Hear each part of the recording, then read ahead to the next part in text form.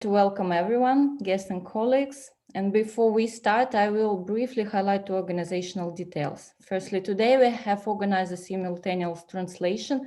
So therefore, we kindly ask all the participants, audience, in case you want to hear the translation, then select the language in which you want to hear it. So if you're a speaker or a discussant who doesn't want to hear the translation, you should not choose anything. So for others, you can choose the translation on the bottom of a black panel on the button globe or sphere. You can see it below. This is, and also discussants, you can speak in any language convenient, Russian or English at your will. Now I will speak English or Russian depending on situation. Secondly, if the audience, you have any questions, write them in a chat or use the raise your hand function in the upper right corner above the chat. Please indicate in the chat who are you addressing with the names, the key speakers or the discussants. After all presentations during the session of Q&A, I will open the opportunity to ask a question. And the last but not least, everyone, all the participants, can choose any language to speak. However, I ask those who ask questions in the chat to the keynote speaker, write questions in English, which will speed up actually the response. And please also rename your accounts in Zoom to your real names, so it will be easier to connect to you. That's all for organizational details. And so once again, I'm glad to welcome everyone today in our scientific seminar, in which we will discuss actually in an extremely interesting format, the key features of Turkey's humanitarian diplomacy. So nowadays, a growing role of humanitarian instruments in Turkey's foreign policy, which in recent years has managed to expand its influence in several regions of the world, is becoming evident. In this regard, it is interesting to see what the humanitarian diplomacy of modern Turkey is based on, what changes have affected the country's humanitarian diplomacy in recent years, especially in the context of the pandemic. What are the most effective tools of Turkey's humanitarian diplomacy? Briefly about the plan of our seminar. We will start with a presentation by our invited keynote speaker, Tarık Aguzlu, who is a professor in the Department of Political Science and International Relations from Antalya Bilim University. Tarık Aguzlu will present the main issues for discussion for 30 or 40 minutes. Further, our discussants, prominent researchers, Veronika Tsibenko from the Southern Federal University and Pavel Shlikov from Institute of Asian and African Studies of Lomonosov Moscow State University will comment on the topic and issues of our seminar for 10 minutes. Then I will, after all the speeches, the questions and answer session begins, and at the end of our seminar, I will ask the expert to provide short conclusions for 2 or 3 minutes. So, Professor Tarık Aguzlu, the floor is yours.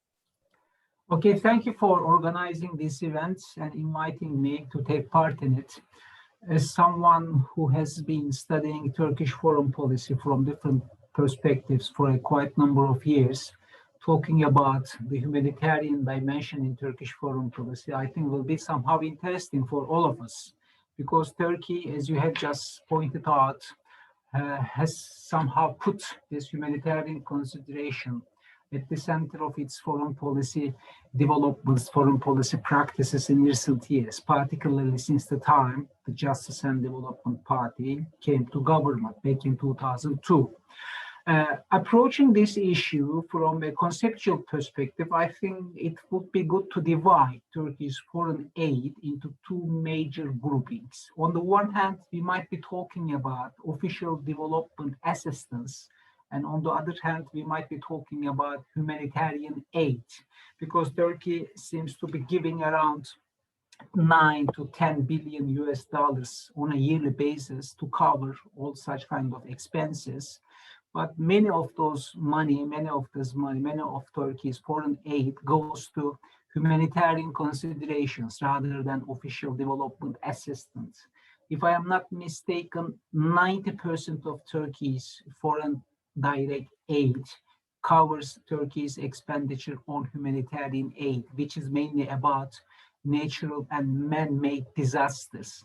The remaining 10%, maybe 15%, covers all kinds of expenditures that Turkey gives to outsiders in the context of sustainable development, in the context of economic development, social expenditures, educational expenditures, cultural expenditure, and so on and so forth.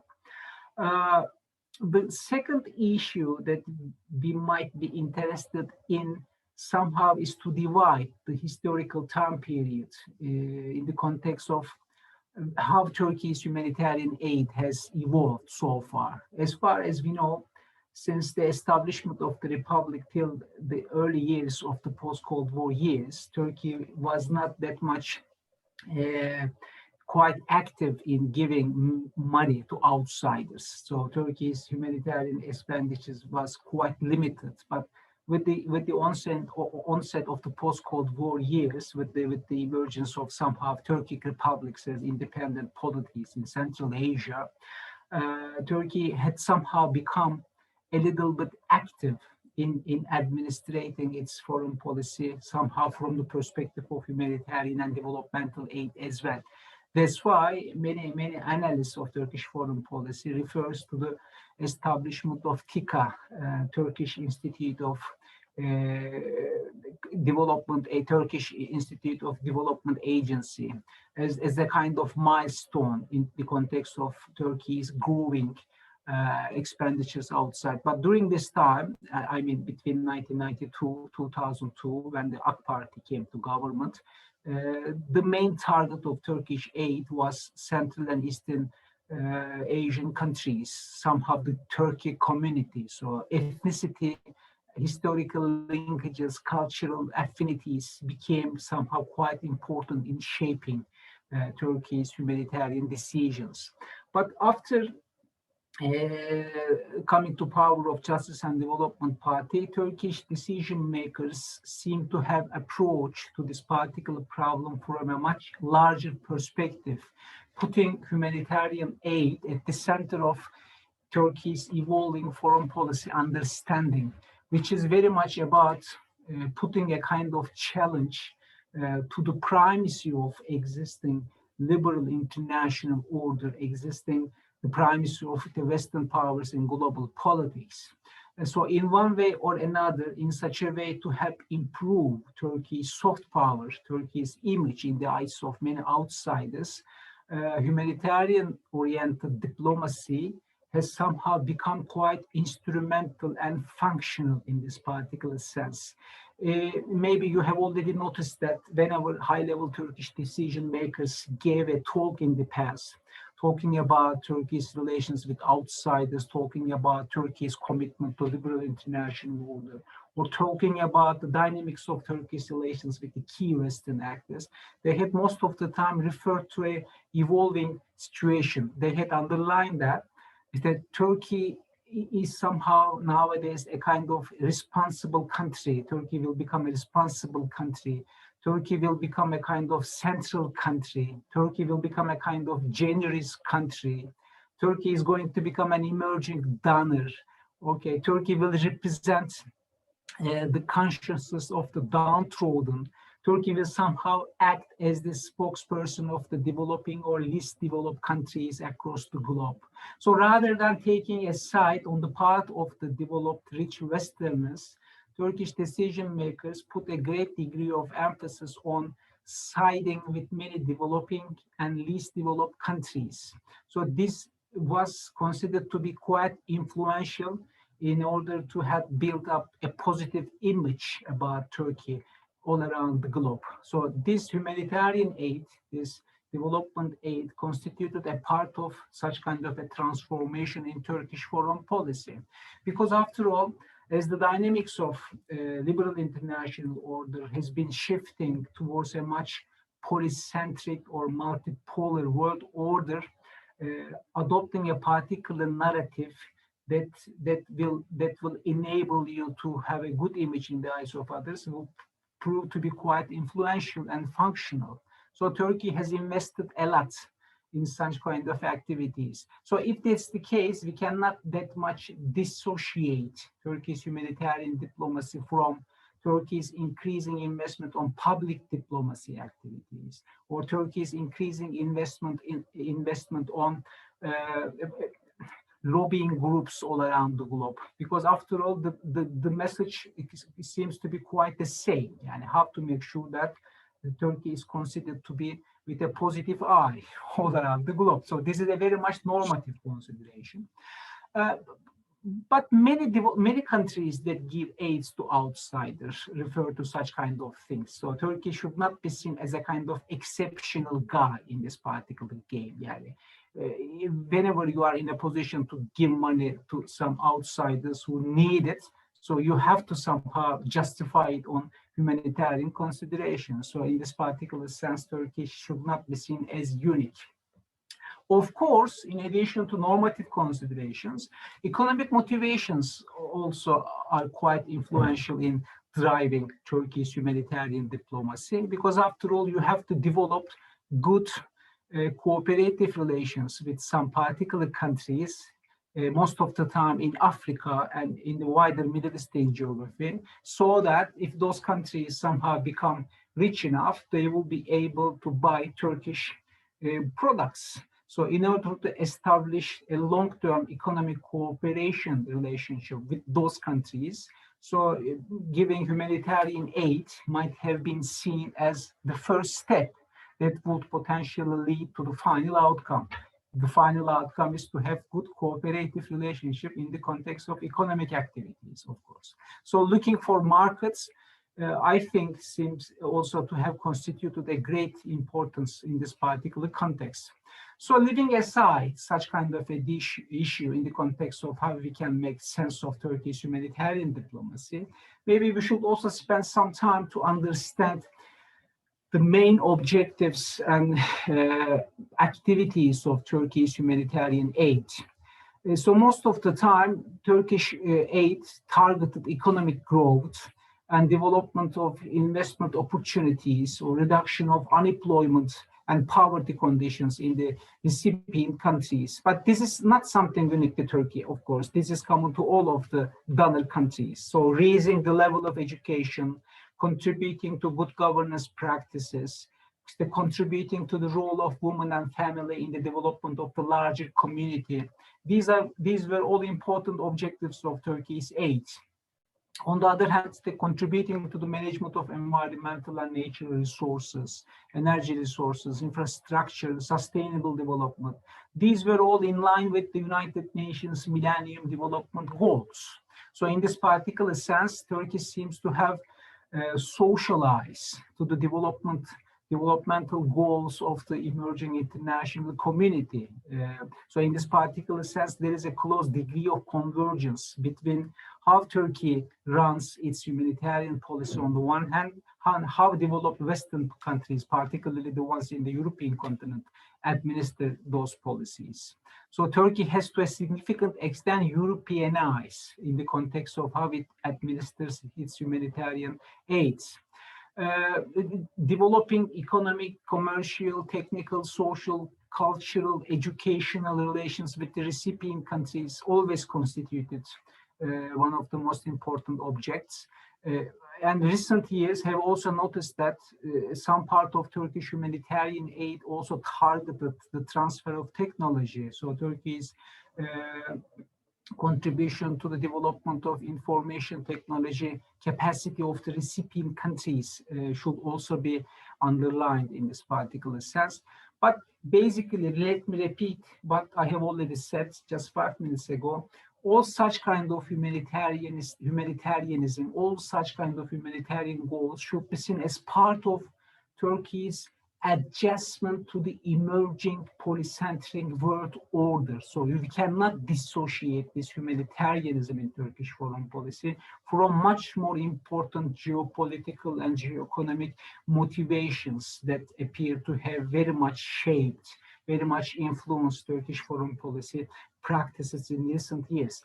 But based on my research, I came to the conclusion that compared to the traditional donor countries in Europe and also in North America, Turkish decision makers seem not to have paid any attention to how other countries are ruled in their internal affairs before deciding on whether to give money or not.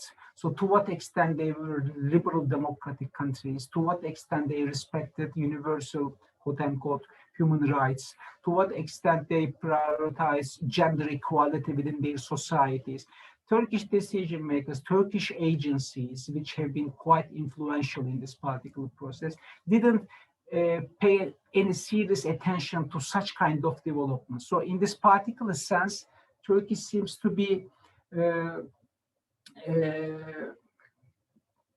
in line with many other non-Western donor countries. So you can also see such kind of a trend in Chinese, for example, humanitarian aid diplomacy. China is also doesn't pay so much an importance to such kind of things. So in the literature, they always refer to the fact that this means there is no logic of conditionality in Turkey's humanitarian foreign policy, no strings attached kind of mentality. Okay, we don't care how others are ruled internally, just to make sure that they get along well with Turkey. They develop a degree of sympathy towards Turkey. So once they become rich, they will come and invest in Turkey, or they will buy Turkish goods. Such kind of a thing I'm talking about.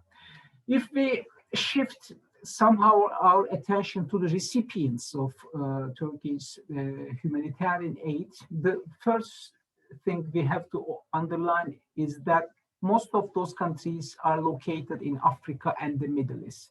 And this is quite normal because the rulers of Turkey, Justice and Development Party elites, seem to believe that Turkey is somehow the heir of the Ottoman Empire. So it is somehow a responsibility on the part of these people to make sure that Turkey, being a responsible country for the subjects of the post-Ottoman countries, should spend much more time on their economic modernization, on their humanitarian needs.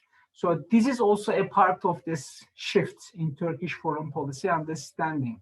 This logic applies very much to Turkey's efforts to deal with the Syrian refugee crisis. This logic very much applies to Turkey's growing presence in Somalia.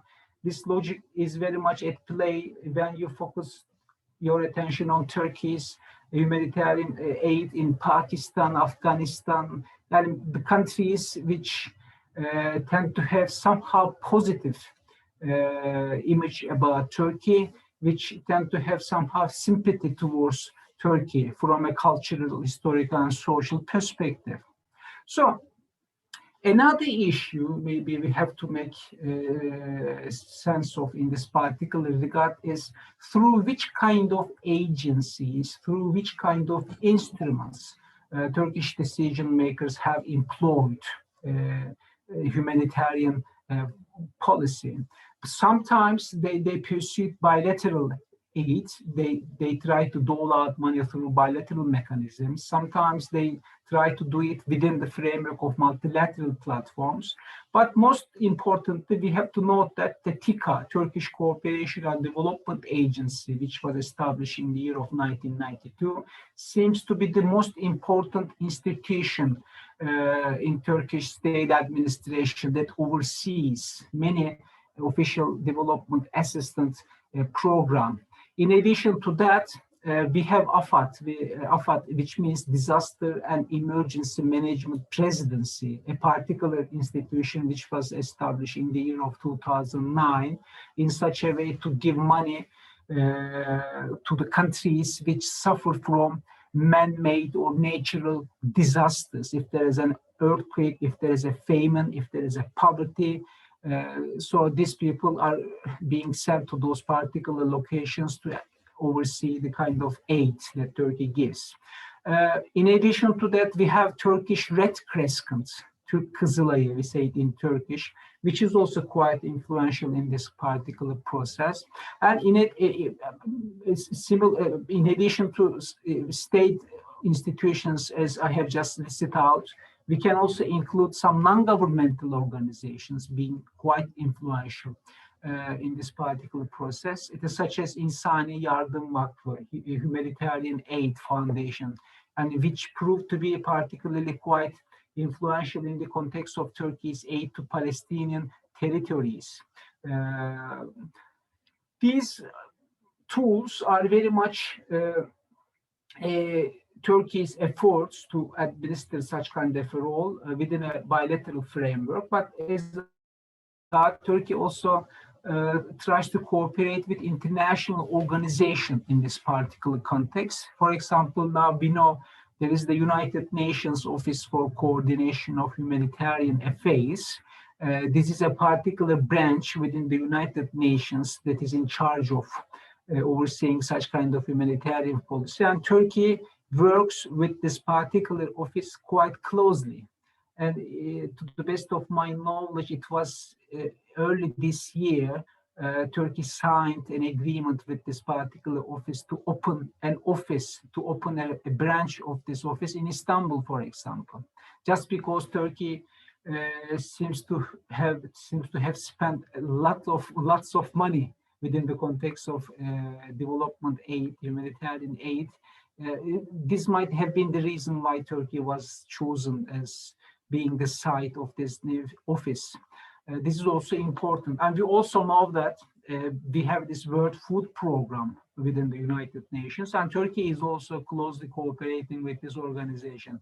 These are the two basic international organizational platforms that suggest that Turkey also tries to run its humanitarian diplomacy from a multilateral perspective as well.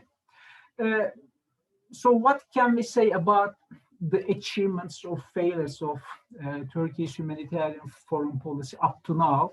And maybe we can point out to the fact that, and everyone talks about it as a success story actually, that in the year of 2018, Turkey seems to have scored the top list in the list of donor countries, spending around $8.404 billion US dollars. This is a quite important amount of money, particularly compared to Turkish GDP.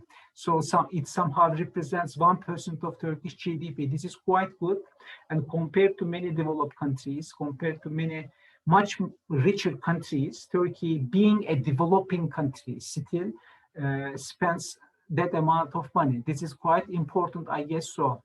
And many people, not only myself, but many scholars who study this particular topic always refer to the fact that Turkey spends more than Americans, Turkey spends more than Germans, and as if this is something too much important, they underline. As I told you before, let me repeat once again, the bulk of Turkey's foreign assistance goes to humanitarian considerations, 90% approximately. And the remaining 10% cover all kind of official assistance developments. This is just the opposite of the picture when we look at EU's performance in this particular sense. If you compare Turkey's expenditures with those of the Europeans, you see that the Europeans do not spend so much money on humanitarian assistance. Rather, they put too much money on official development assistance. This is a quite important difference between the Turkish experience and European experience. And the other difference is that rather than the Europeans, we do not pay so much attention to logic of conditionality, as I told you before. It's the way that other countries, recipient countries, are being run liberally, democratically, or they respect human rights. These issues did never come to Turkey's attention. Other than that, within the historical evolutionary process of Turkish humanitarian diplomacy, we can also underline the fact that in the year of 2011, Turkey, Istanbul, hosted the fourth United Nations Least Developed Countries Conference. This is, I think, a quite important achievement on the part of Turkey, because don't forget the fact that 2011, this year seems to be the the summit, the apex of Turkey's zero problems with neighbors oriented foreign policy. The year of 2011 is just the beginning of the so-called Arab Spring. You know, after the Arab Spring, many things have changed in Turkish foreign policy, I think in a much worse manner. So this is something important. On the other hand, in the year of 2016, if I am not mistaken, Turkey also hosted the first World Humanitarian Summit. This is also important. And organizing such kind of activities in Turkish territory, I think, gives a particular message to outsider. Turkey very much cares the humanitarian needs and considerations of the countries who happen to live in much poorer countries, who are still trying to develop, who are still trying to catch up with the much more affluent nations. So Turkey is on the side of the developing or least developed countries. This is a part of such kind of a discourse. It should be read as such, I guess so. In addition to such kind of aids within the context of in Africa or the wider Middle East, all of the people and many of the people all around the globe talk about Turkey's help in the context of Syrian refugees or the people who left their countries in Afghanistan or war-torn countries, crisis-laden countries, to escape their miserable lives in those places, to reach out to much more affluent nations. Some of them tried to reach European countries, and on the road to Europe, they decided to stay in Turkey. So some of them just look at Turkey as a transitional country. It doesn't matter that much. But what matters is that up to now, I think on this particular issue, there is a consensus. Up to 4 million Syrians, and also this number also includes Afghans, happen to live nowadays in Turkey. This is an important number of people. Imagine that Turkey seems to be the #1 country across the globe who hosts foreigners in its own territories as quote-unquote migrants or refugees. And up to now, Turkish decision makers have announced that Turkey has spent, approximately speaking, $40 billion US. I don't know, I have never seen any particular reference that proves this particular amount, but it seems that there is a consensus on this amount, $40 billion. Even if it is not 40, but 20 billion or 30 billion, this would still be a high amount of money given Turkey's dire economic situation and conditions. Turkey's helps in Yemen, Turkey's help humanitarian aid in Palestine are also quite important. I'm not going to detail so much, not to make you feel bored, because these are all technical information. How much money Turkey spent in Yemen, how much money Turkey spent in Palestine, what kind of activities Turkish agencies had undertaken in those particular countries. You can easily access to such kind of information through the websites of these particular organizations. Maybe as a final point, I need to underline that within the context of COVID-19 or the global pandemic, Turkey seems to be one of the rare countries which has sent aid to outsiders.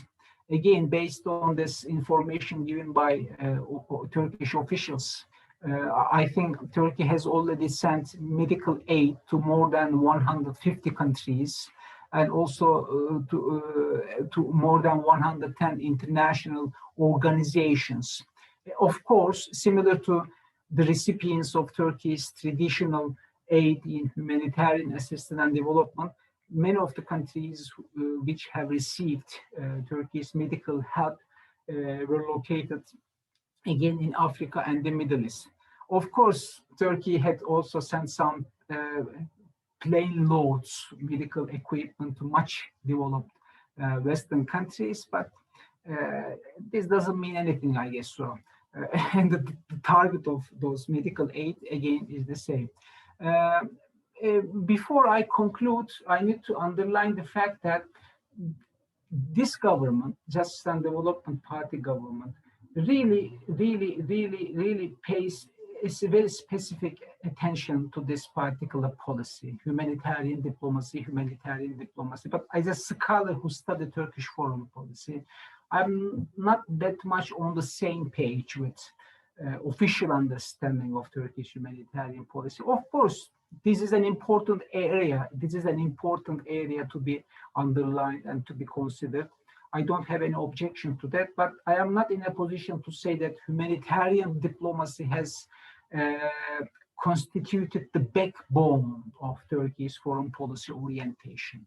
I think geopolitical and geoeconomic considerations appear to have a much more decisive role in shaping Turkey's international orientation. Such kind of focus on humanitarian diplomacy is considered to be a kind of improving Turkey's somehow soft power or positive image in the eyes of outside. And to what extent we have succeeded in this particular initiative is open to speculation.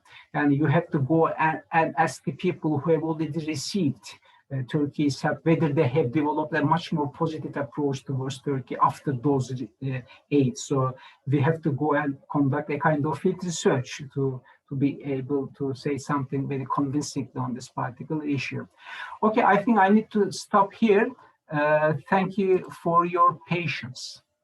Thank you. No, I think it's very good. Thank you for your insightful actually speech, because as you can see, we have a large audience today. So for this format, it's quite a good number. So I think this topic is very relevant today. So now, actually, I'm glad to introduce Veronika Tsibenko, who is the head of the Center for Interdisciplinary Humanitarian Studies of the Southern Federal University and a member of the editorial board of the scientific journal, actually Humanities and Legal Studies. So now, please, we wait. Благодарю вас. Если можно, я перейду на русский. Меня слышно? Есть ли звук? Да, я прошу сразу извинения, если будут проблемы со связью. К сожалению, сегодня не все в порядке. Я благодарю за приглашение, возможность мысли по этому поводу и уважаемого Тарика Оглу за такое освещение темы. Я бы хотела остановиться на нескольких пунктах из того, что мы сегодня услышали, поподробнее. Мне кажется, что это принципиально важно для понимания этой темы. Было сказано несколько раз о географии, на которую распространяется помощь Турции, современная и сама дипломатия гуманитарная, имеет в виду несколько ограниченную географию, очень широкую, но тем не менее ограниченную. Вот чем обусловлено это ограничение, я бы хотела сейчас немного раскрыть на идейном уровне. Мне кажется, что это очень важно. Само слово «география» постоянно присутствует в дискурсе и турецких властей, и тех акторов, которые реализуют ту самую гуманитарную дипломатию. Оно, собственно, совпадает и с нашим, и с европейским географией. И здесь есть три взаимосвязанных его понимания. Первое – это, я скажу по-турецки, кадер географиясы, это география как судьба. Здесь очень много религиозного, потому что это связано с концепцией предопределенности в исламе, о том, что та география, которую имеет страна, в данном случае Турция, определяет ее историю, предопределяет ее будущее. Соответственно, та помощь, которая будет оказана Турцией в этой географии, предопределена самим таким, скажем так, божественным промыслом.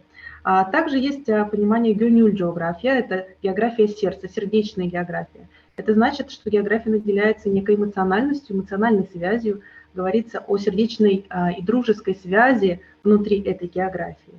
И здесь, несомненно, вот эта нравственная основа религиозная, она подкрепляется еще такой очень важной эмоциональной составляющей. Следующее – это хафизи, география памяти. География памяти – это память о своей истории. То, что исследователи за рубежом часто называют неоосманизмом, на самом деле термин очень спорный, не всегда удачный, но что-то в нем, конечно, есть. речь идет о постосманском пространстве, но даже когда наш уважаемый ключевой спикер перечислял страны, мы, конечно, понимаем, что Афганистан, Пакистан, Центральная Азия не относятся к постосманской географии, но тем не менее включаются в это общее пространство. Поэтому мы должны, конечно, выделить, в чем же составляющая, ограничивающая это пространство для Турции, турецких властей, для акторов, осуществляющих эту дипломатию. И здесь, простите, меня слышно, связь нормально идет, да, сейчас? Потому что немножко висло. И здесь, конечно же, две, скажем так, основные опоры. Это этническая составляющая, то есть тюркский мир, как он называется в Турции, единый мир, и религия ислам.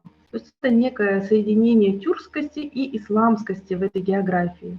Конечно же, Османская империя не присутствовала в Африке южнее Сахары, но там присутствует ислам. И поэтому, конечно же, сегодня эти территории интересны для такой гуманитарной дипломатии, для помощи. То же самое касается Центральной Азии. Да, Османская империя не присутствовала там, одна такая воображаемая география и предопределяет в Турции. Да, это рассматриваем именно так. И если познакомимся с курсом гуманитарной дипломатии, то все время услышим там несколько ключевых моментов. Первое – это то, что центром этой географии выступает один вполне конкретный город – это Стамбул. Также мы услышим о том, что эта география с таким центром выраженным объединяет территории, в которых очень много тех, кому нужно помочь. И эти люди, те, кого убивают, кого притесняют. Здесь мы сразу же, конечно же, услышим очень много антиколониального дискурса. И это очень важно, потому что Турция настаивает, с одной стороны, на такой имперскости, на возрождении какой-то имперской миссии, и одновременно подчеркивает, что эта имперскость не носит империалистического характера. Что это для нас означает? Это защита угнетенных западными странами, те, на кого не обращают внимания и которые в таких программах помощи могут отсутствовать. Это тоже такое в дискурсе постоянно звучащие вещи. Здесь также очень подчеркивается роль Туркестана, так называется Восточный Туркестан, Западный Туркестан, то есть Центральной Азии и тюркских территорий в Китае. Почему эти территории тоже звучат? Потому что считается, что это территория происхождения, такого исхода, корня общей цивилизации, общей имперской модели, что вышло она оттуда. И поэтому эти территории также очень важны. Что говорить об эффективности этой политики? Об актах наш ключевой спикер сказал очень важные вещи, основные. Здесь, конечно, нужно дополнить уже сказанную вещь о негосударственных акторах, поскольку много среди них, опять-таки, религиозных фондов. Это, опять-таки, связано с тем, что помощь очень часто осуществляется по исламской линии. Это особенность Турции в этом направлении, хотя мы знаем, что и в европейских странах, и в Америке также функционируют религиозные фонды, в том числе исламские, которые осуществляют эту помощь. Но такая масштабная именно поддержка по исламской линии, она, конечно, для Турции, мне кажется, это ее одна из важнейших особенностей. И среди этих акторов много и этнических организаций, и религиозных организаций. Причем этнические не только турецких, но и разных тюркских групп. И поскольку время мое, я понимаю, очень ограничено, я также скажу об эффективности этой политики на примере нашего ковидного, да, и постковидного времени. Здесь произошло с точки зрения символического нашего поля очень важное событие. Я говорила о Стамбуле. Возвращение или придание Айя Софии статуса мечети было одним из ключевых событий в плане гуманитарной политики, потому что для создания образа этой страны, образа исламской страны и центра исламского мира, конечно, это событие имело очень важное значение. И сюда же подходит та помощь, о которой тоже было уже сказано, по обеспечению медикаментами, масками, аппаратурой стран, там географии. И здесь нужно остановиться на том, что Россия тоже относится к этой географии, конечно же, с точки зрения турецких властей. И такая помощь оказывалась на территории России. Вот здесь как раз и об эффективности можно сказать на этом примере, и о каких-то негативных моментах.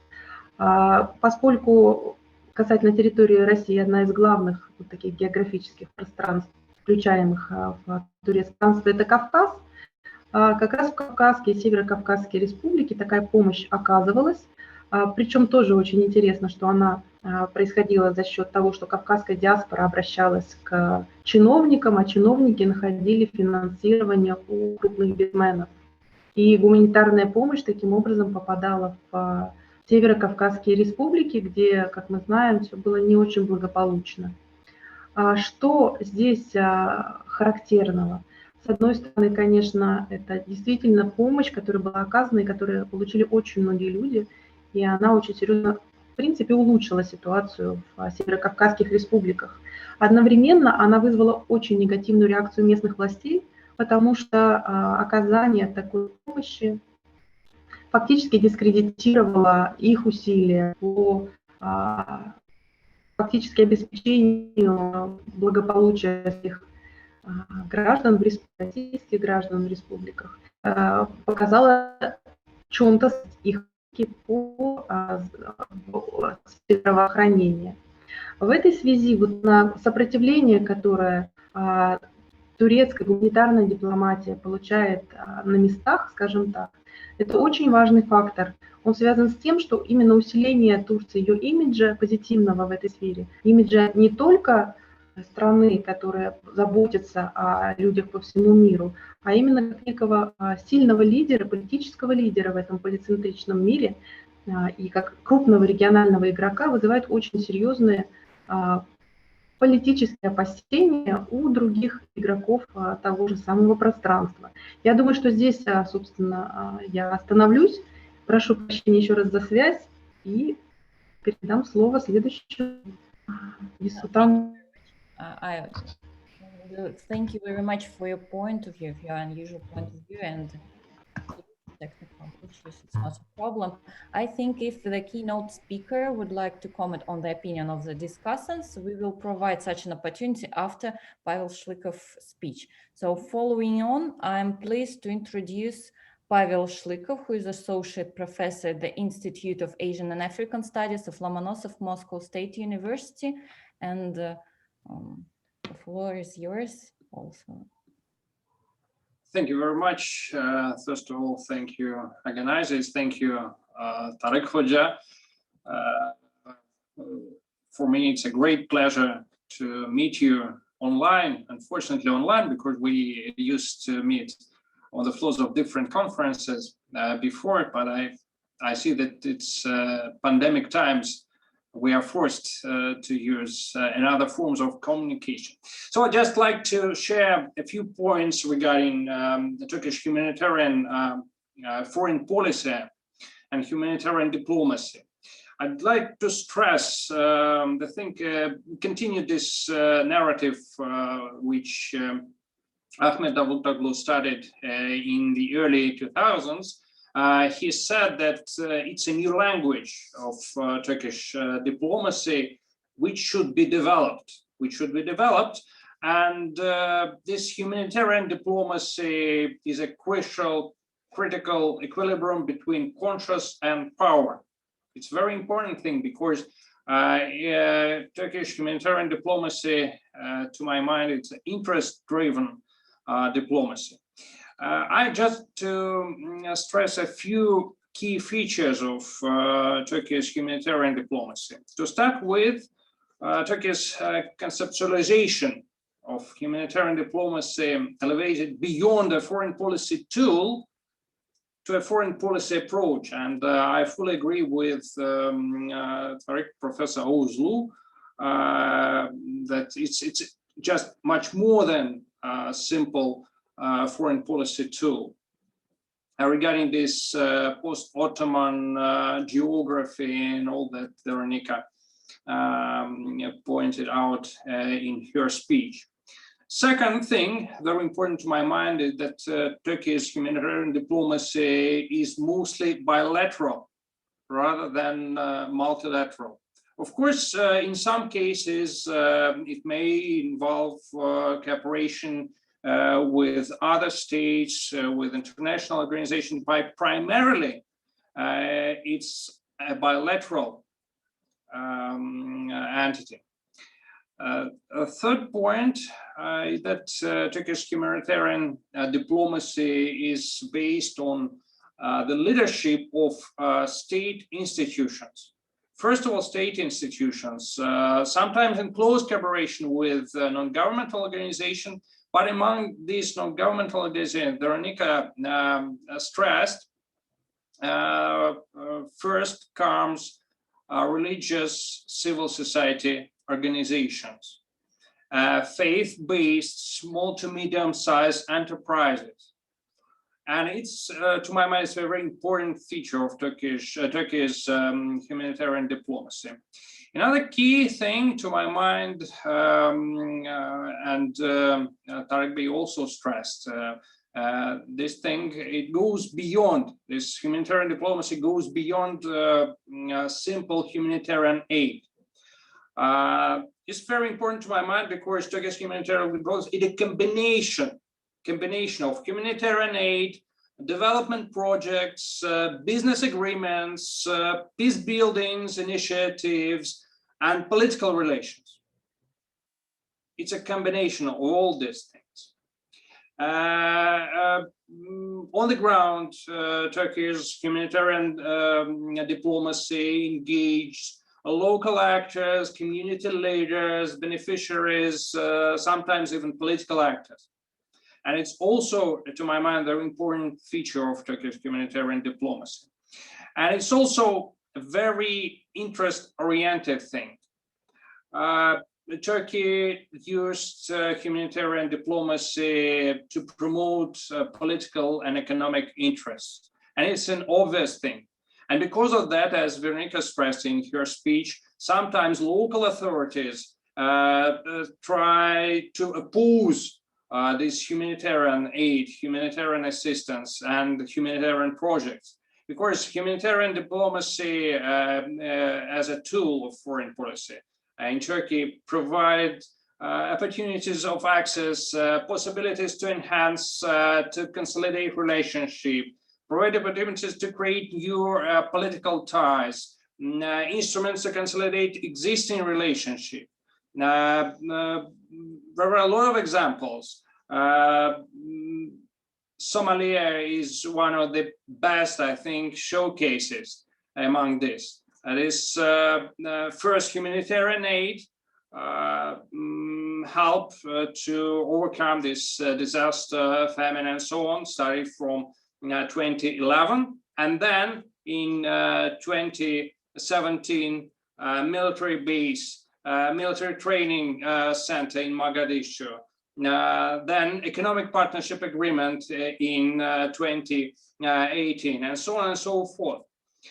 I think this humanitarian diplomacy has been used to promote Turkey's political and economic interests.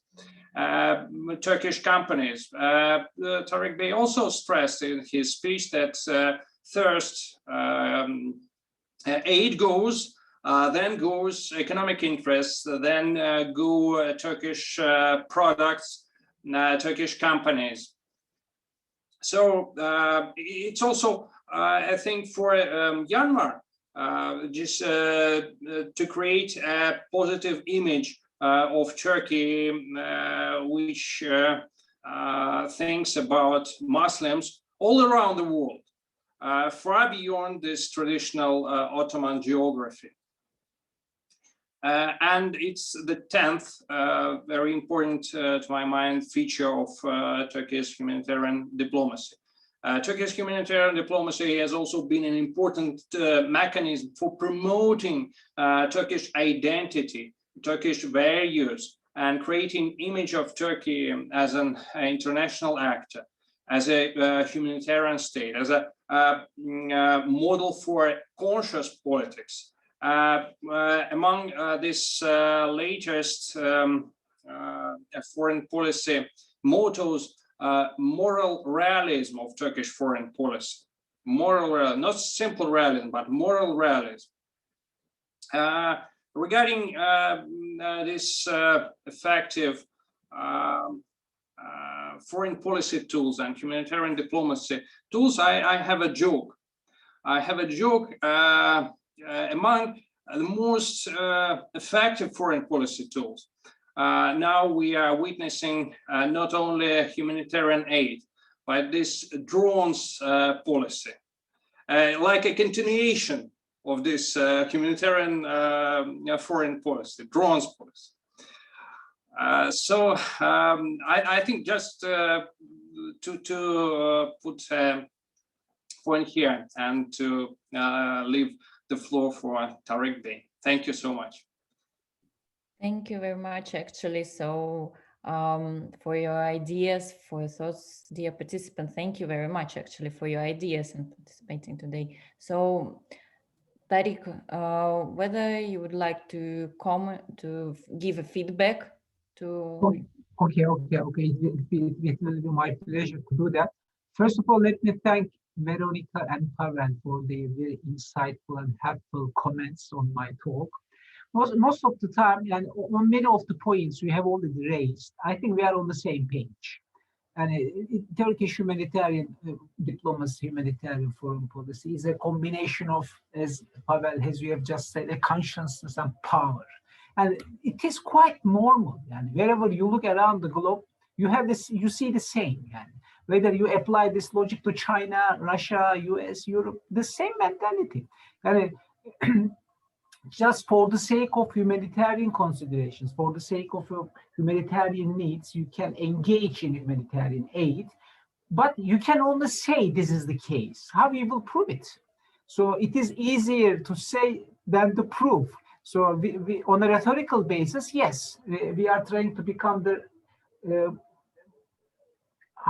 mouthpiece, or we are trying to become a kind of representative of least and less developed countries in such a way to represent their viewpoints or considerations within multilateral framework. Turkey is going to become the leader, quote unquote, or representative of those downtrodden countries, the countries which happen to suffer from existing international system, which have ended up with further poverty and fame. And so it is the responsibility of the outsiders, so that we have to take the initiative to help those people to rise up in global political ladder. So, okay, it sounds to me quite optimistic and positive. I don't have any objection to that, but this is that a rhetoric, and this is quite understandable. I don't have any question about that. Regarding the point, Veronica, you have made in the context of whether geography or religion seem to be much more decisive in shaping Turkish humanitarian diplomacy. So far as the Central Asian republics are considered, of course, ethnic linkages, ethnicity, historical linkages prove to be much more decisive. But compared to the last 20 years, the first 10 years of the post-Cold War years were very much about ethnicity-oriented Turkish humanitarian aid. But over the last 20 years, religion seems to have become much more important in shaping Turkish foreign policy. So wherever Turkish aid has gone, you see Muslim communities living there. And this has also some internal domestic political considerations as well, calculations as well. So AK Party seems to be a kind of political Islamist party, despite the fact that they deny that they are a political Islamist party, but they are coming from a political Islamist background. So most of the non-governmental organizations who appear to be quite engaged and involved in such kind of activities are also Islamic-oriented activities. So AK Party has a selective approach in the sense of through which non-governmental organization it will give this aid. Okay, and this is quite understandable because they want to get more votes in the elections. So the more Islamic they appear to be, the better from their own perspective. I don't have any objection and question to that. Other than that, I agree with you, Pavel. Humanitarian diplomacy is more an approach than a tool. I agree with that. And it represents the general orientation of Turkish foreign policy. But again, don't get me wrong. This is just on a rhetorical basis. So how you will prove it? And when it comes to prove it, it becomes quite difficult. How you will prove that Turkish foreign policy understanding in recent years have significantly transformed into being a humanitarian diplomacy orientation? How you will prove it? Proving is quite difficult to do that. It is not that much important to say that this much money I gave to these people, such kind of activities I undertook in this particular geography, but how you will prove it? Whether it has been for humanitarian concerns or geopolitical or geoeconomic concerns. But this applies to all countries. It is not something about Turkey. And in overall, I need to be much more clear maybe on one particular point. What is the main purpose of foreign policy? Why countries engage in foreign policy? They try to have an impact on the choices, interests, or identities of outsiders. So how you will do that? How you will be in a position to have an impact on the choices, identity, and behaviors of others? Putting so much an effort on humanitarian diplomacy, do you think would help you to achieve this particular goals? Not at all. So you have to be a geo-economically powerful country. You have to be a militarily powerful country. You have to be a geopolitically powerful country. If you put so much an emphasis on humanitarian diplomacy, which means that you try to somehow justify it or legitimize it. You have to legitimize your geopolitical, geoeconomic considerations through such kind of initiatives. But it applies to all countries. I'm repeating the same point over and over, but this is quite understandable for me. I don't know. I think I should stop here, Julia, right? Because yes, actually, yes, but I'm just listening and thinking a lot about different things. Actually, I really agree that, and it's a good conclusion that humanitarian policy is rather an approach than a tool, and it's quite a good idea. And I think that you've mentioned it's somehow methodological issues, so how to assess, what the main criteria and so on. So it's very difficult issue actually. So why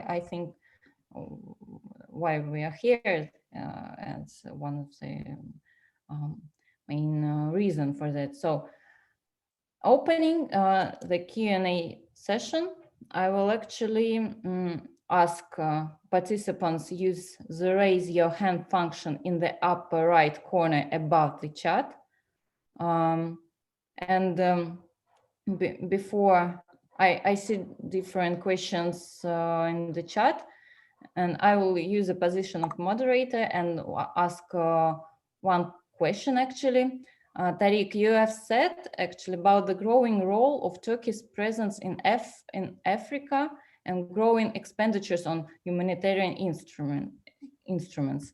So it's interesting to know how you evaluate the model of humanitarian aid of Turkey in this sense. How can you assess the effectiveness of Turkey's humanitarian aid in the African region actually in terms of costs, resources involved, and maybe results in contrast, for instance, with the Chinese model? And while you are answering, I'll try to gather questions from chat in order to continue Q&A session. Okay, should I take the lead now? Should I answer? I think Turkey is a latecomer to Africa.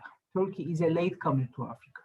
And it all began in the late 1990s when Turkey really adopted a very ambitious approach in the context of developing its relations with the African countries. And we have somehow followed the lead of China, maybe the lead of others, because the more non-Western countries put an emphasis on improving their own engagement in Africa, Turkish decision makers decided not to be left behind. So we had invested a lot of money. As of today, if I am not mistaken, we have more than 45 embassies all around the globe, but again, all around the African continent.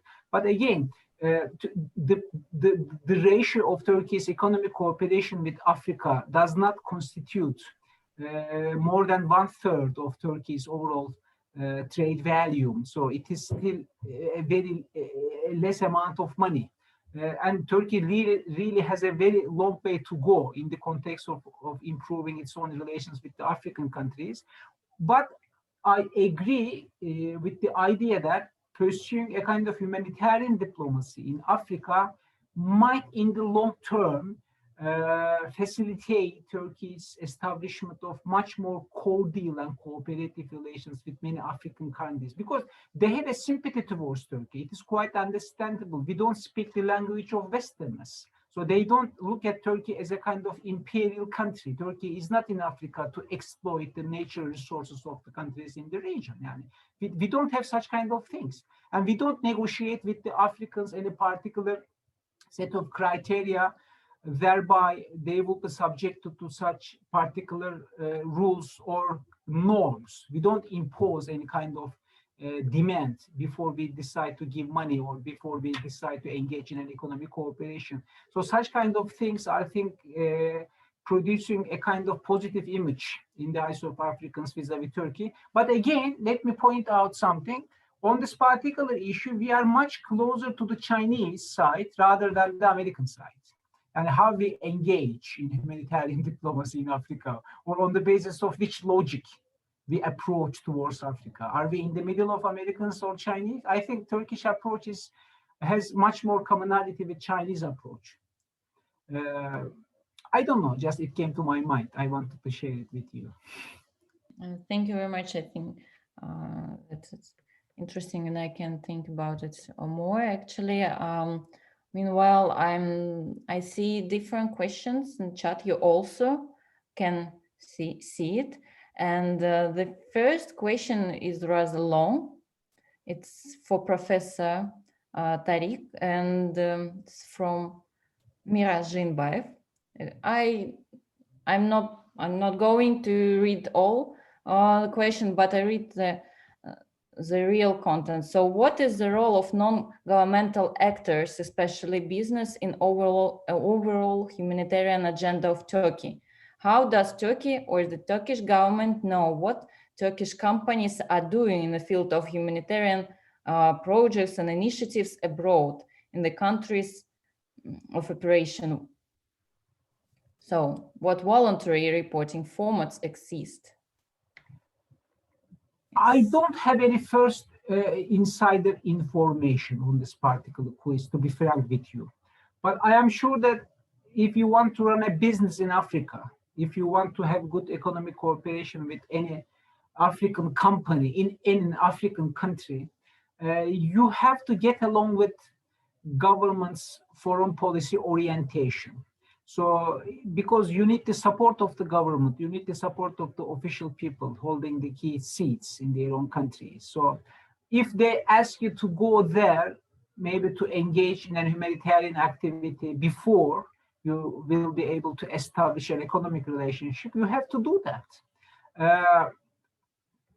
And many non-governmental organizations, many businessmen are in close contact with the Turkish authorities, so they cannot go there and engage in a particular humanitarian activity without getting the approval or previous consent of the rules. So they get along well,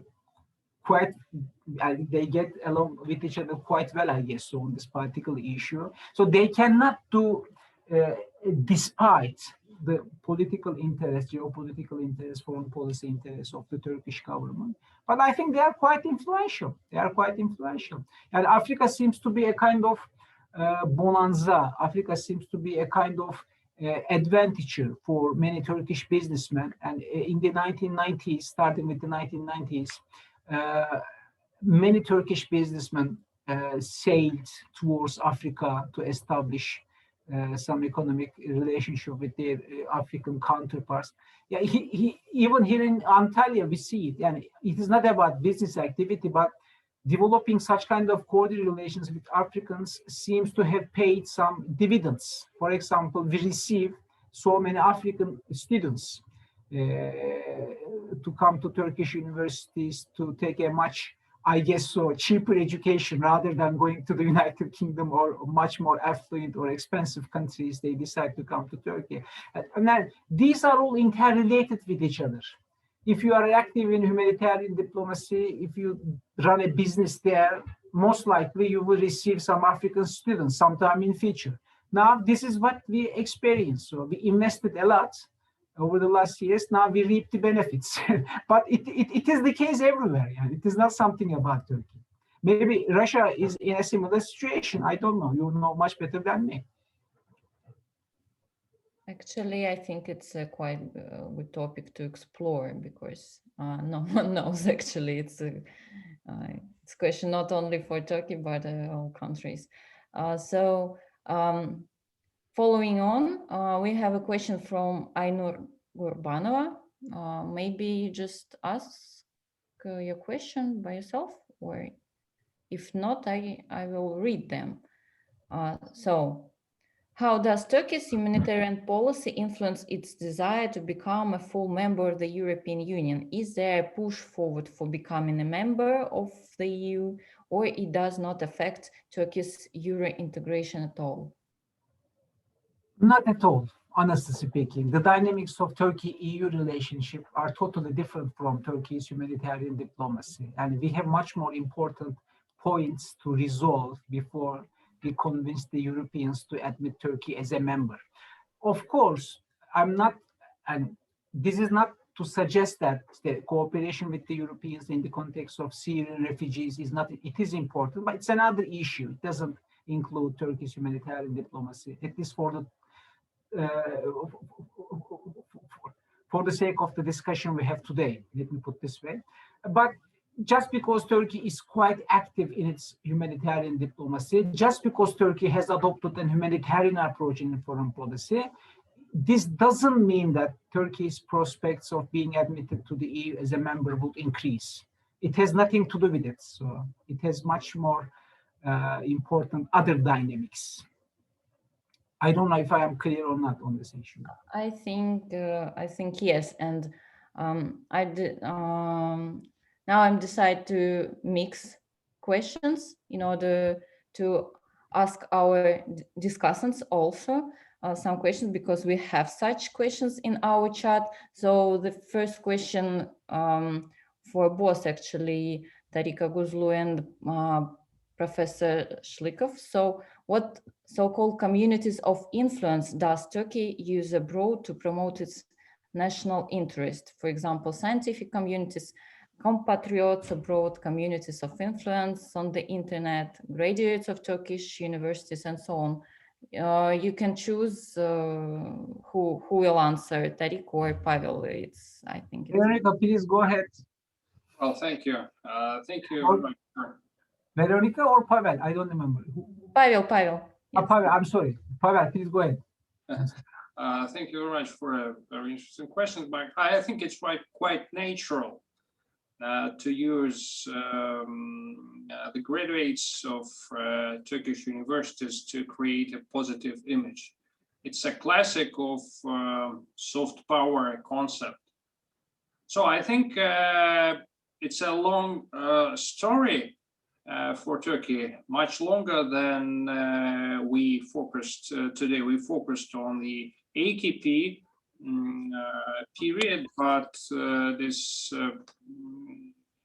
engagement of students from Turkic Republic started in the late 1980s and well through the 1990s.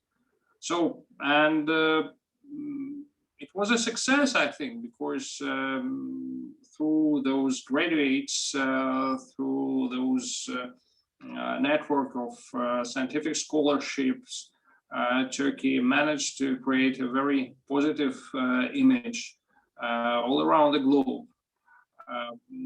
Started from the AKP period and started from the 2010s, Turkey started to develop another instruments. For example, in the previous decades, we just have forgotten to stress another very important agency in this for humanitarian foreign policy and faith-based humanitarian foreign policy. I mean Diyanet İşleri Başkanlığı. And Diyanet was very active in promoting good image of Turkey through scholarship, through this collaboration of scientists all around the world, and it was a success. So, but it's quite natural for a soft power concept. Thank you. And it is quite similar to public diplomacy activities of many other countries. And for example, we have Yunus Emre institutes here in Turkey, which are quite active in third countries in terms of teaching Turkish language or teaching Turkish culture, something like that. But it's similar to Confucius institutes. In essence, they are the same. They are doing the same kind of things. Or we have already established some institutions overseeing of offering scholarships to third country scientists or third country students. So many third country students are on scholarships here in Turkey. So Turkey has also invested a lot of money just on this particular initiative in educational cooperation. And many of the students who study here in Turkey are on scholarship. They don't pay any money at all. And studying in a Turkish university is a much more expensive thing to do for a Turkish guy rather than for a non-Turkish guy. And I don't know how it is in Russia. And too expensive to pay a tuition fee for a Turkish student. But if you are a foreigner coming from the middle of Africa, just having a minor ability to speak in Turkish language, but you don't pay any money at all. Yeah, you are the king. But this is a part of education policies of many countries, and you have to cultivate a good image about yourself. And this is what I have already underlined in the context of war of narratives, or this is an image war. Yeah, you have to be in this war. This is a war. This is a warfare in one way, a kind of political or narrative-based warfare. But it's a struggle, so you have to be present there. Yeah, I don't know. Yeah, maybe I have put it quite bluntly and frankly, but this is the case. This is the case. Yes, I see that. Actually, I think a lot of agree with you today, because it's real issue that the image of the country sometimes is closely connected with the scholarship, with the possibilities of students who are having this kind of education program. By the way, Julia, may I add something here? May I add something here? Yes, of course. It's wonderful. For example, regarding Turkey's perception in the wider Middle Eastern geography, and I remember that in many of the public opinion polls conducted before the onset of the Arab Spring, in the first decade of the 21st century, and the approval rate of Turkey was around 70 or 75% across the wider Middle Eastern geography. Imagine that this was a quite high number, given that Turkey was considered to be a kind of imperial country during the Cold War years. Imagine that. Many things have changed. But nowadays, over the last 10 years, now there is a kind of negative turn. Now they look at Turkey with much more skeptical and critical eyes. I don't know. What is the point I'm trying to underline is that you might invest in public diplomacy, you might invest in humanitarian diplomacy, humanitarian aid, but if these are not in synchrony, if these are not in sync with your larger geopolitical orientation, and it doesn't pay any dividend to you. So they have to go together. They have to get together. On the one hand, you invest in humanitarian diplomacy, but on the other hand, you appear to be somehow a regional hegemon or a country trying to become a regional hegemon. They don't go each other. They don't go with each other. Did you get? You have to strike the right balance between these two kind of things.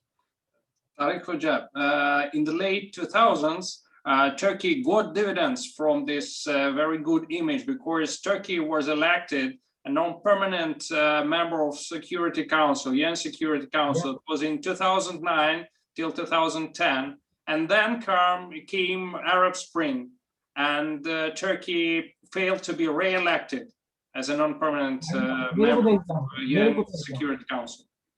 I agree. We are on the same page, Pavel.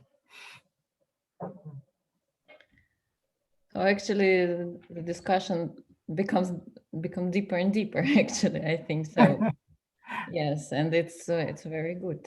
It's our aim today. So, by the way, I see a question to Veronika Tsebenko in our chat. Maybe you can see it also. I asked it in English, but you can see also in Russian. Does Turkey go beyond the borders of ethnicity and religion while determining geographical area of humanitarian diplomacy, of its humanitarian diplomacy? Спасибо. Это очень интересный вопрос.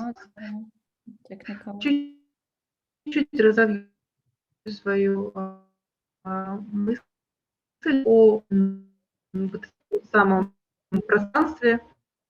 Не слышите, да? Some Слышно ли меня? problems we Идет ли listen. звук? Не слышно меня, да? Now it's okay, сейчас все отлично.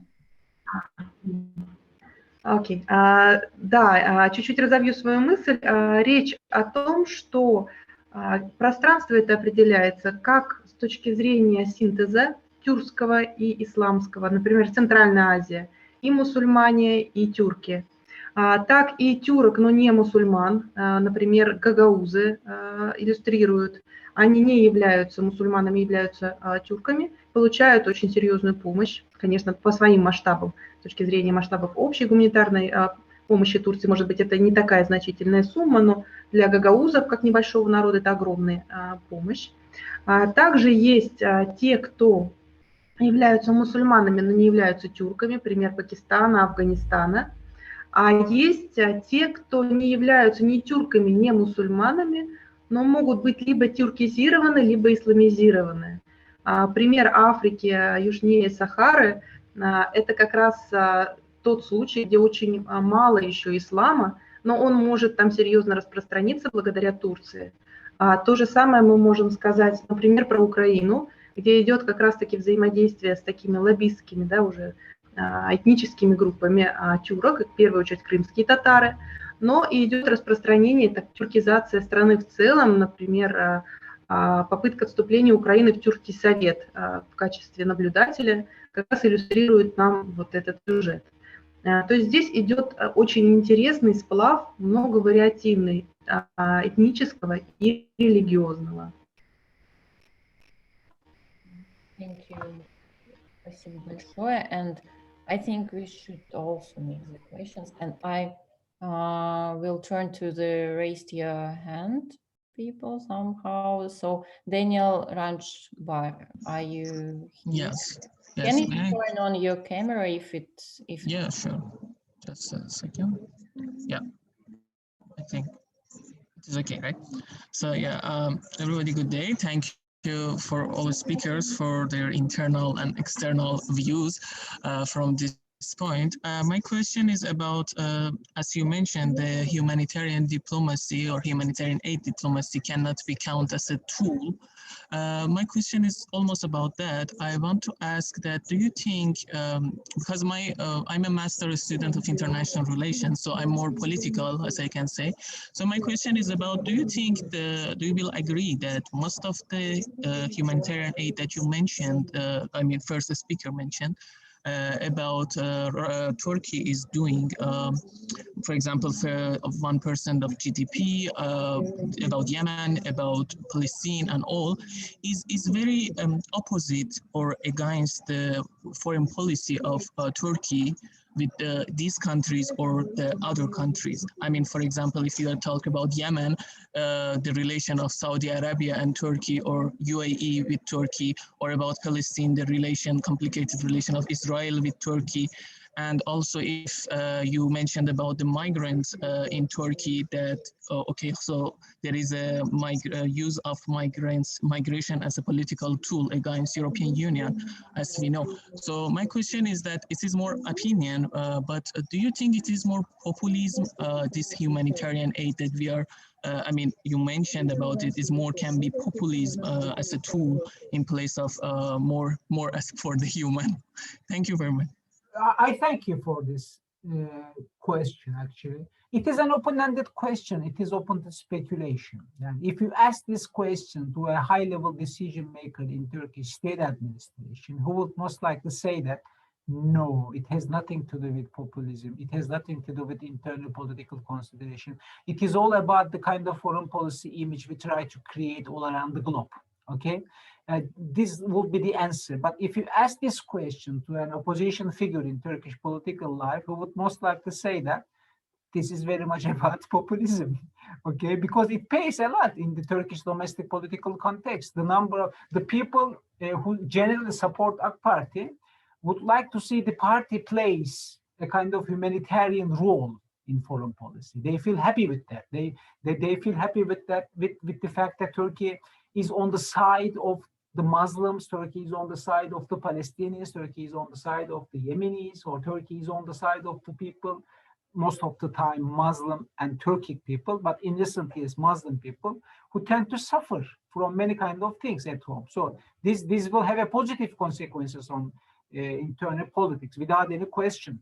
I have to underline it. Another point, you might have set any international orientation for your country from a larger geopolitical perspective.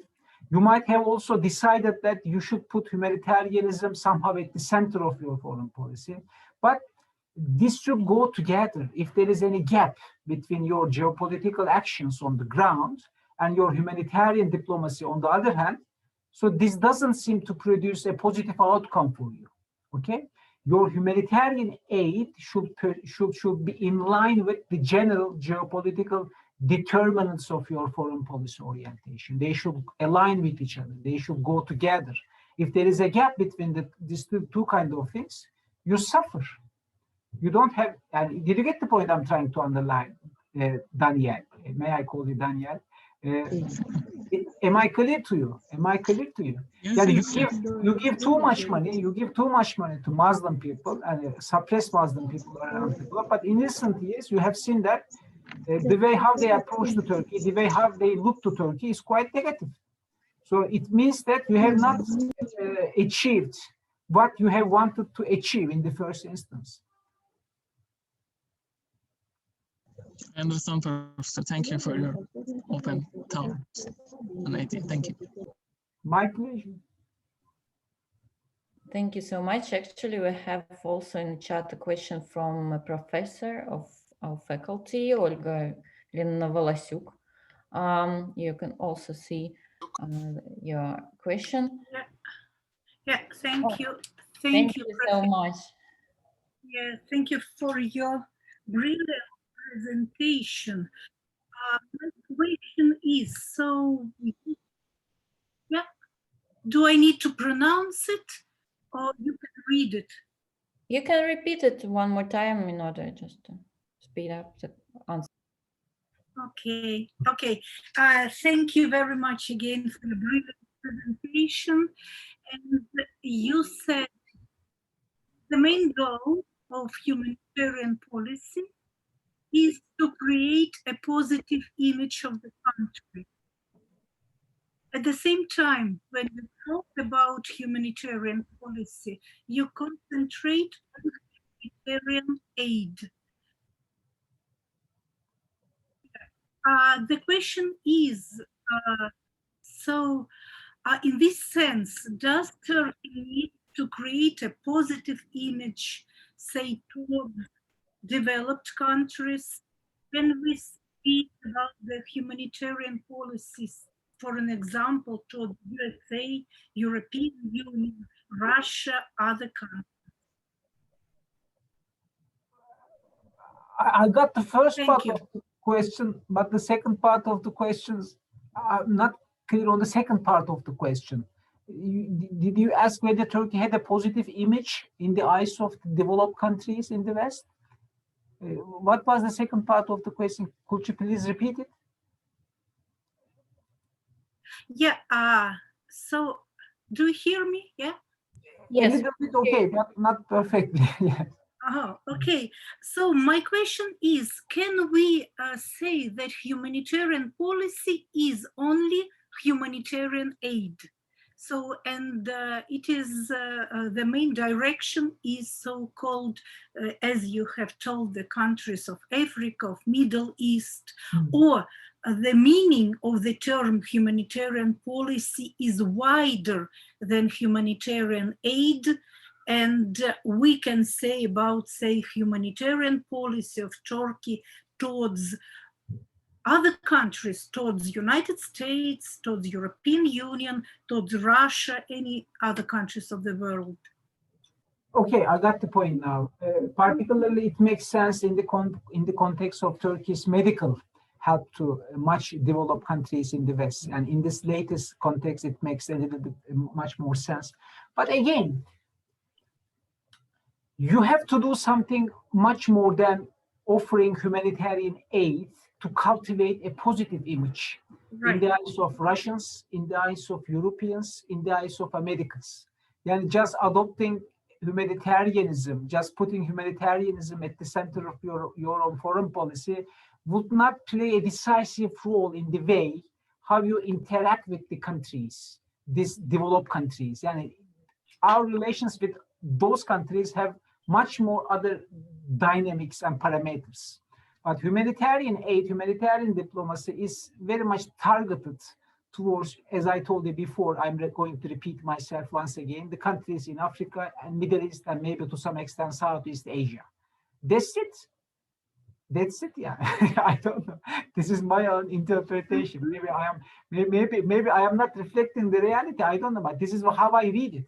And I have not come across any particular policy document saying that just because Turkey pursued a very humanitarian oriented diplomacy, its relations with the European Union have improved to a significant extent. I have never come across such a policy document, or it had a similar impact on Turkish-American relationship or Turkish-Russian relationship.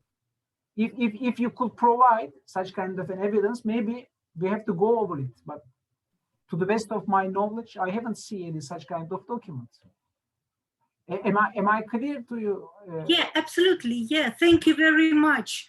Probably I can explain my question. Do you include, say, cultural diplomacy into humanitarian one, or do you mean the humanitarian policy only as social policy? Or I think it covers a whole range of activities. It is somehow about cultivating a positive image in the eyes of others. But how you will do that? You have to invest in their social infrastructure. You have to invest in educational infrastructure.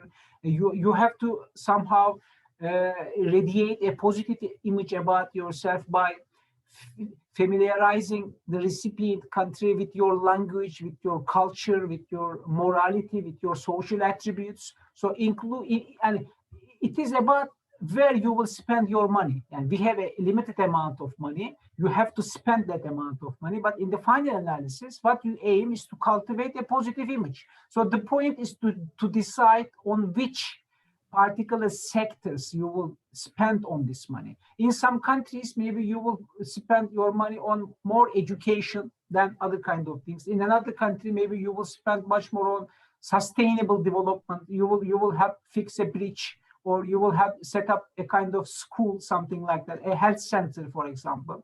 So depending on different geographical locations, you can prioritize different tools. I don't know. But they are all, I think, part of the same thinking, larger thinking. Okay, thank you very much.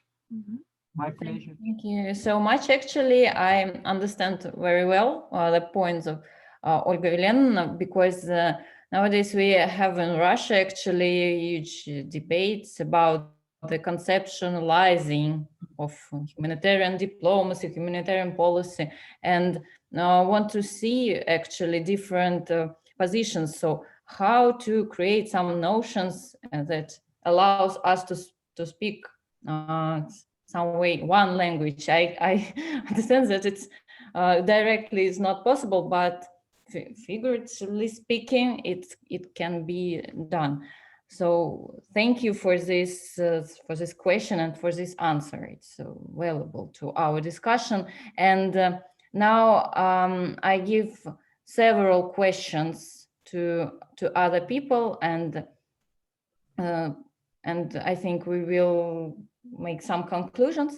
So the following, Polina Sidlova. It's a pleasure to see your questions, and I see. Thank you.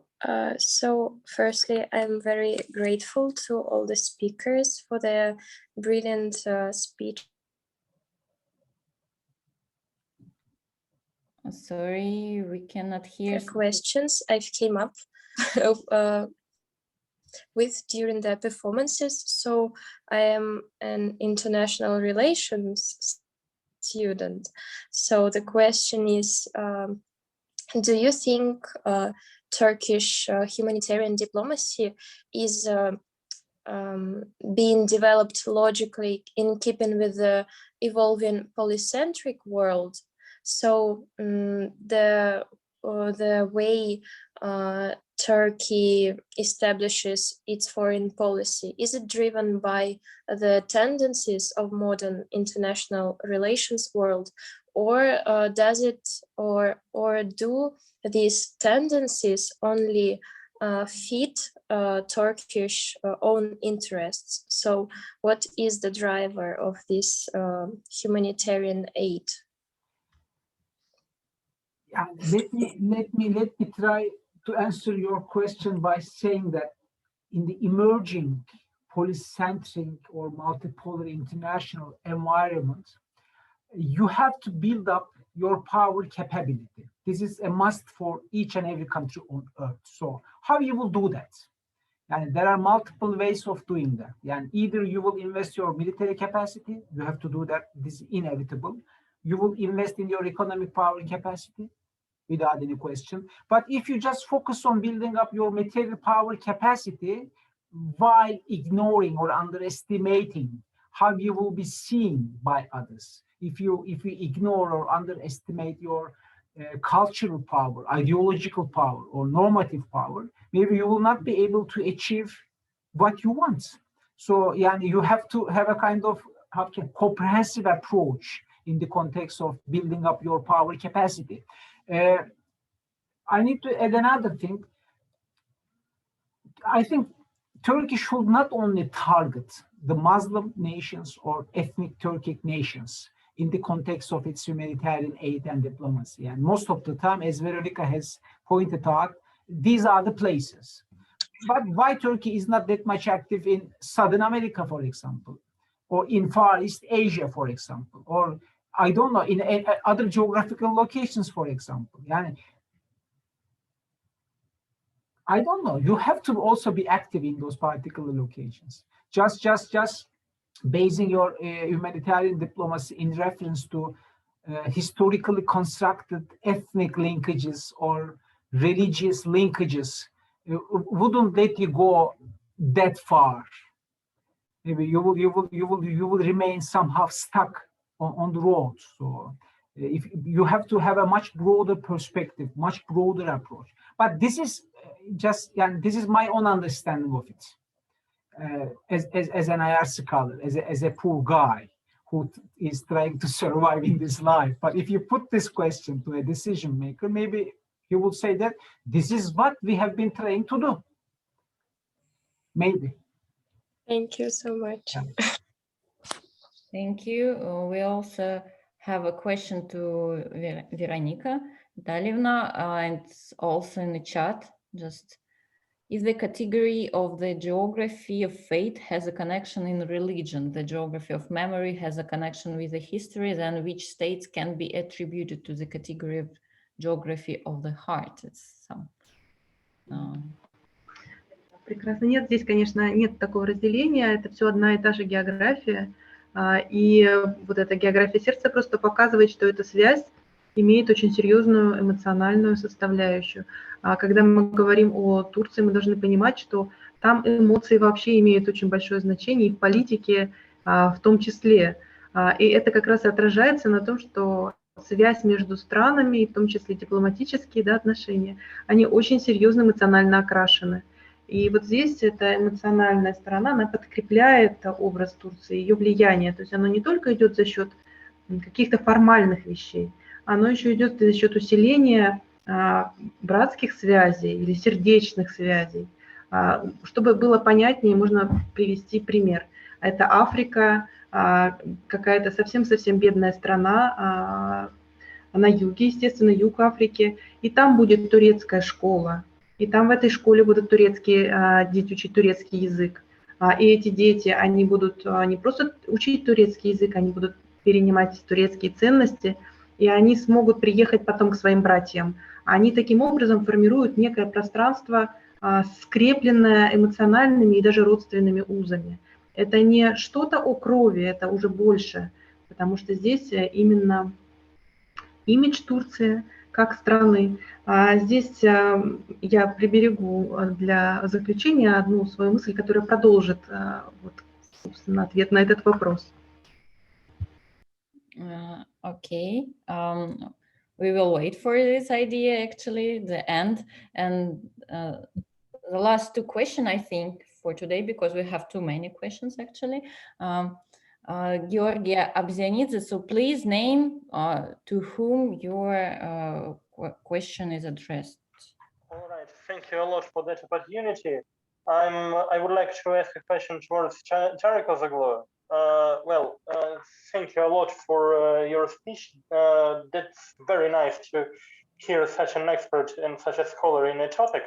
And you told us about that Turkey, the modern Turkey, is not an imperialist or aggressive state.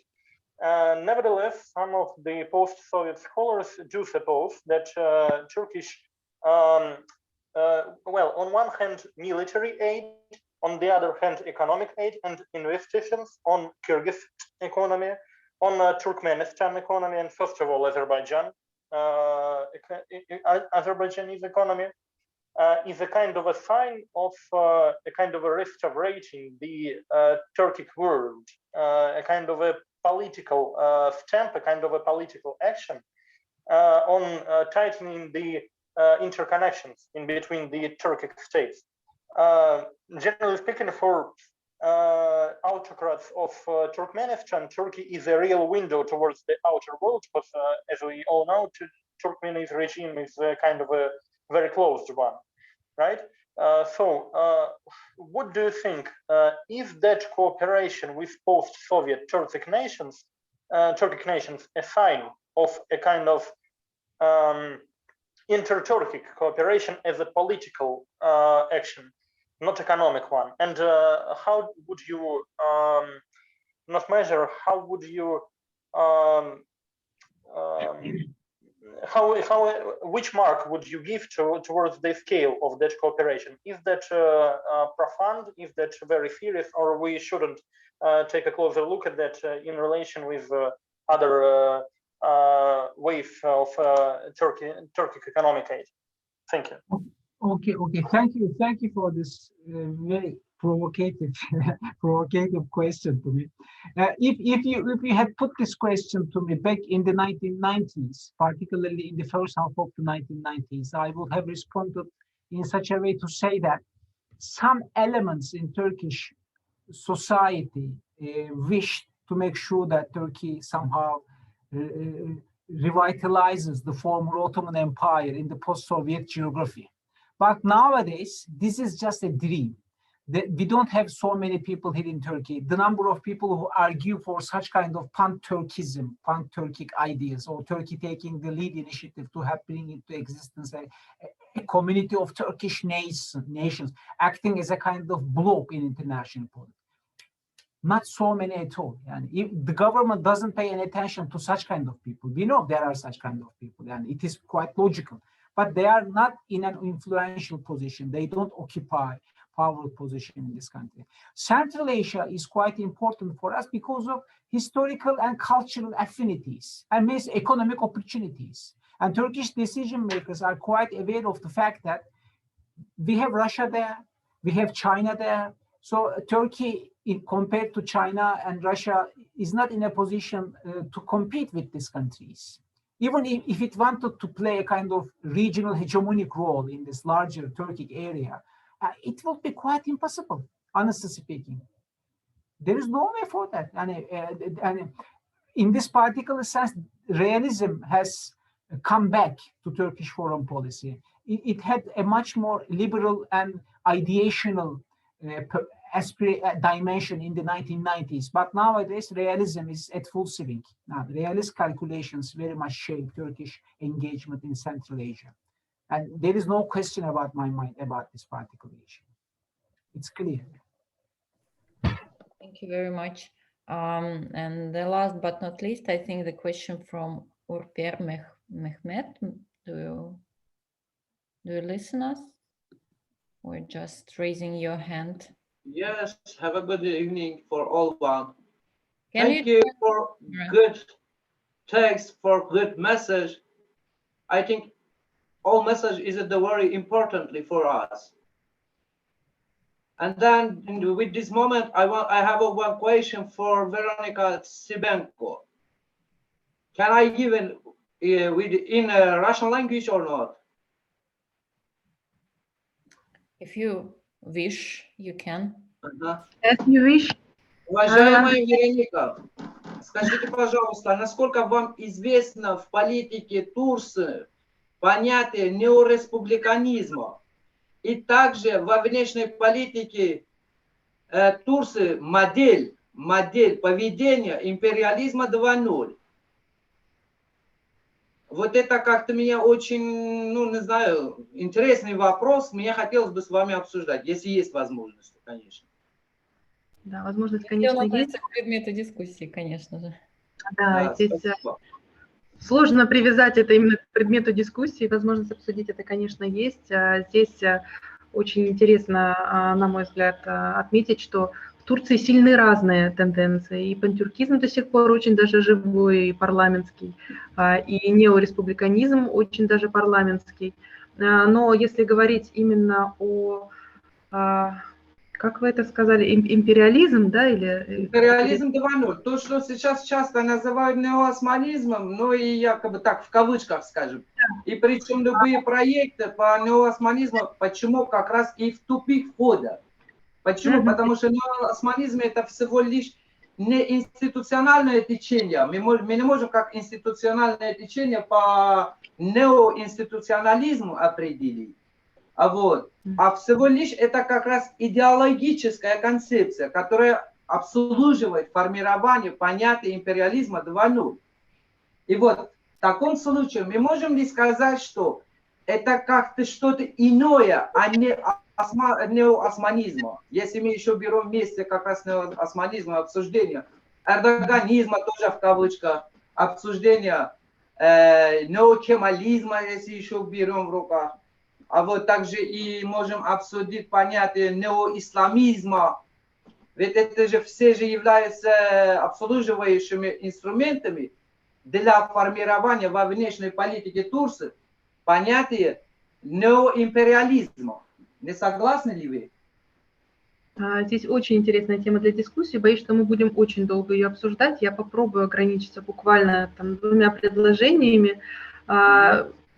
Как я уже сказала, в Турции очень серьезно представлен антагонизм мнений, политические партии, да, политические части очень интенсивно друг с другом спорят.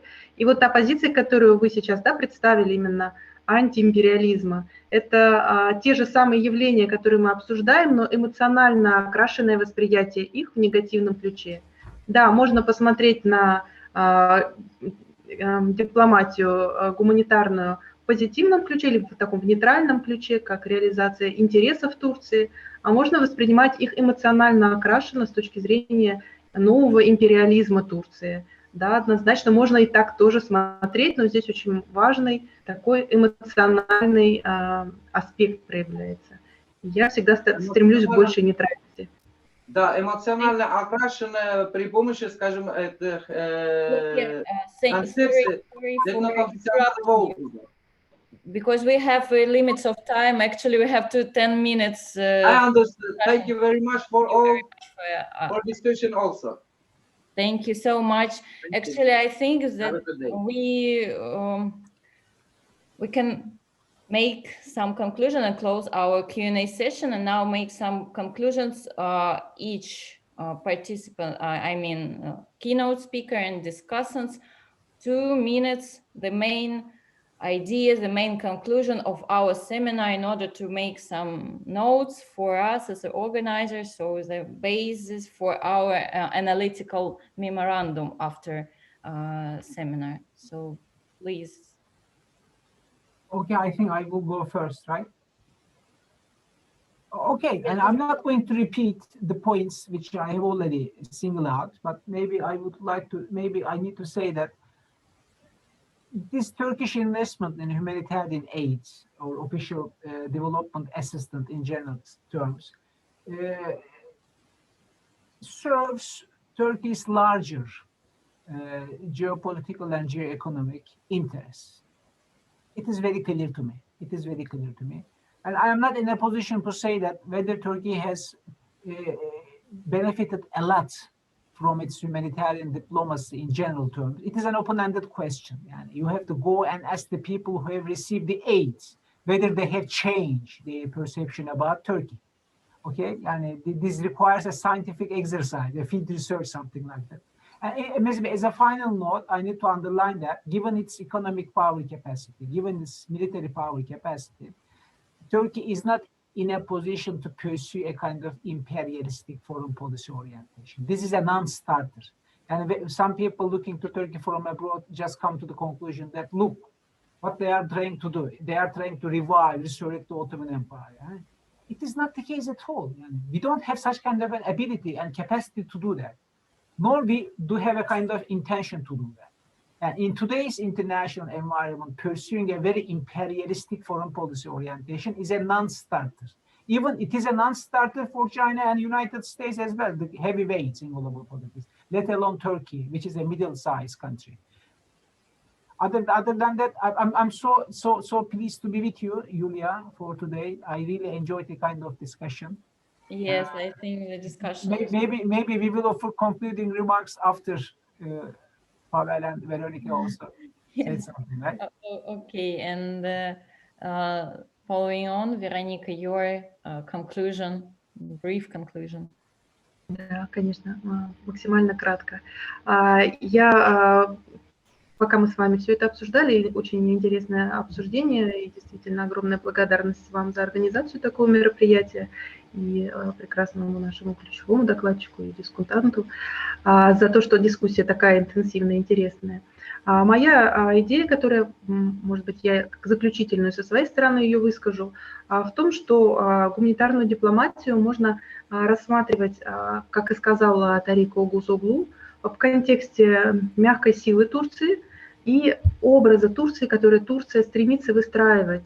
Поскольку это не новая сама по себе ситуация, и Турецкая республика с момента своего основания как раз выстраивает некий положительный образ, который через мягкую политику она распространяет в какие-то страны, как свое влияние. Так вот, этот образ очень сильно изменился, если мы говорим о 20-х, 30-х годах, 40-х годах. Это образ светской, ближневосточной демократии, очень европейского типа, светской. То затем, уже можно говорить о 90-х годах в первую очередь, это скорее образ умеренного ислама.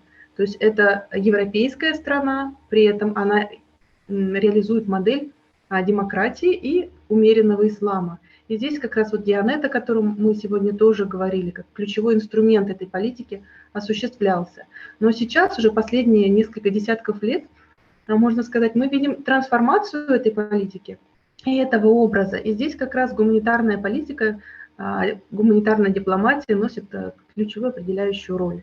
Это образ не просто исламской страны, это образ страны, которая является помощницей, да, является спасительницей. То есть это действительно некая центральная роль, активная.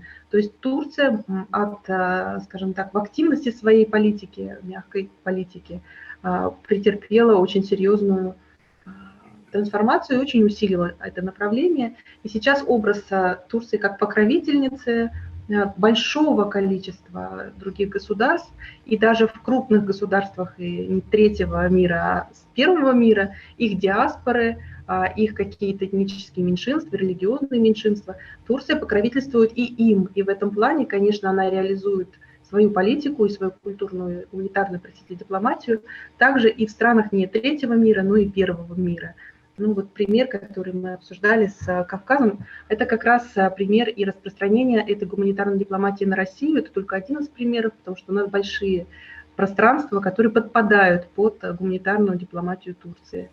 Мне кажется, это очень интересное обсуждение. Хотелось бы, конечно, его продолжить, но, к сожалению, время ограничено. Спасибо вам большое. Thank you so much. Actually, it's a pleasure to work with such experts. And so, Pavel, you're welcome. Well, thank you, Yulia. Thank you very much, Tariq Hojam, for such an interesting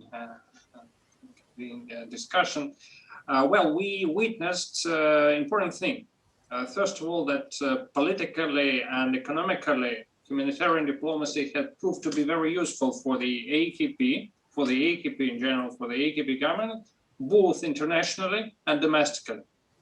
It's obvious thing. I think everybody will join this conclusion. But after that, we come to obvious limitations of this humanitarian diplomacy. And first, among these limitations is the limitation originated from political complexities on the ground. We saw this Syrian refugees issue, this Somali complexities on the ground, and so on and so forth. And after that, we come to the second limitation. The second limitation is Turkey's increasing strategic, political, economic involvement in different regions where Turkey provided humanitarian aid and demonstrated humanitarian diplomacy, different tools. So this involvement, the rising range of this involvement made it more difficult for Turkey to reconcile the humanitarian interests of the recipients with the interests of Turkey.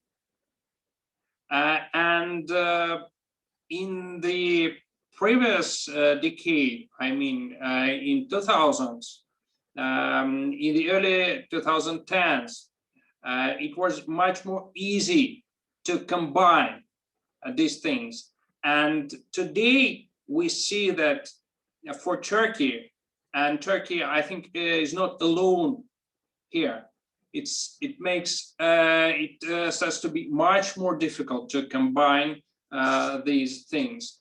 And it also affects domestic situation in Turkey, because a Syrian refugee issue, it's also an international issue. It's a domestic problem.